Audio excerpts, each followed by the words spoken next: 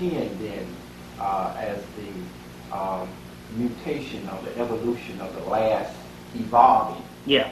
But how did the Kemetic people see man? Did they somehow see him evolving out of an ape? And if not, then what paradigm, when you are released from the Darwin theory, what freedoms are you set into as a thinking being? What are you free from? Okay. First of all, I want to make a statement because we have to overhaul some things. Because the Afrocentric community fell prey to this. Our Afrocentric community this education, this new educational structure that was going to be any type of information where the Africans take hold to their history was basically brought to us at that particular time, the last 15 years, with people who worked inside of the universities. Unfortunately, by working inside of a university, if you're going to draw a paycheck, you're going to have to deal with some type of politics. So even in the aspect of giving the African history, there was a political measurement on how they had to go about it.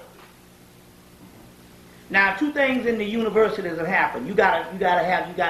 In the universities, it is clear that you can only do this thing two ways. You got to accept the Darwin theory of evolution, or you got to accept theology.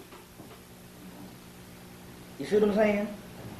When we talking about the major structure of a university. And anything else gets into the aspect of speculation. Speculation, what's the other word for this? It's another word they use. There's a word they got even in some of the bookstores you go to. Theory? Well, theory, speculation, and there's another word they use. So they're always real clear about categorizing things. You know, the European, since we've been here, everything is based on category, even down to the music. Whenever they want to destroy you, only thing they got to do is recategorize your behind. And you either in or out. Everything he has done, even down to the races, was category. Remember, the Ethiopians used to be European. You see, based on the category. Then they say, well, how do you do that? Then they went by hair. You understand what I'm saying? Then they went by hair is why they said this type of stuff. You see what I'm saying? But so he's real key on defining. His definition is the most power he has. You see, it's the most power he has. Now, going back to the Afrocentric movement, because that's what we're concerned about here, because there's some things that we have to deal with. They had to take two ways of looking at this thing. They had to either say if they're going to do it with religion, or they're going to do it with evolution. With evolution. And for some of the real hard-nosed scholars, they bought into the evolution thing. I've even heard Ishaka Musa, where they talk about the Nui and Grimaldi. And here it is, they're still dealing with these hominid stages of bones that they found on Earth, and thinking that applies to the African. You're saying, why not, Bobby? No, because the Africans are clear on what they say. Now, I'll explain what I mean by that. And Charles Finch and a lot of them, you know, they started off, and one of the key things, now, even if you are an African that don't buy that Darwin's thing that we came from apes, you see what I'm saying? Because we didn't. But even some of the ones, so Charles Finch agreed, he buys the premise that we came from apes. So that's a Darwin type theory. There is no evidence that the Africans came from apes. Now I'll explain this in I'll tell you one aspect. And the other ones talk about the hunting-gathering stage. Either way, they had to have some type of construct that was coming from what the collegiate world say, what is scholastic and what is not scholastic. Otherwise, you fall into that aspect of speculation, theory. You understand what I'm saying? Theory, inspiration or whatever. You see what I'm saying? Or political. You see what I'm saying? And then if they really hate you, it gets down like to rhetoric. They love to use that term. But rhetoric is a 7 liberal art. You see what I'm saying? You know, so some people say, no, Bobby, you can't say that. Because we have bones that prove that man was of an earlier hominid, whatever, stage. Correct. No. You got bones of different ape species.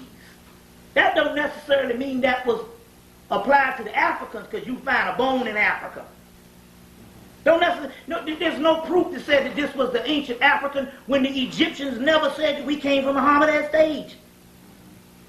So my point here is you can have different species of apes, just like Darwin showed you. But it don't necessarily mean that those different species of apes or whatever types of things that they had down here ended up being man. Now we know that there's thousands, if not millions, of species of animals that came and went, you see what I'm saying, for millions of years. So it doesn't necessarily prove that this was man. Now my point is we got to ask this question now. Are we going to say we believe in the ancient Egyptians, ancient Moors, ancient Olmecs, or whatever you want to call, based on the political thing? All we know that we say that we were the most advanced people on the planet, and right now, Kemet bears witness to that. Even white people bear witness that Egypt is the greatest civilization to ever exist in the physical. Unparalleled. You got white people bear witness to that today. So now, if we're going to say that we put together the greatest civilization on earth, okay, and if we're going to say that we were far more advanced than any Europeans are now, why is it a double standard to say that the Egyptians didn't know what they was talking about when they talked about creation and how they got here? What did they say about how they got They here? say, I'll give you some evidence. Get Lost Light, Alvin Boyd Kuhn's book. He kind of basically synthesized a lot of the materials in the 1940s. That's why you don't hear about it. You know, who is this King of Glory? He just really did one of the greatest scholarly works on the Jesus story. Who is this King of Glory? What's his name swore by it? Dr. Clark. Dr. Clark. His book, Lost Light.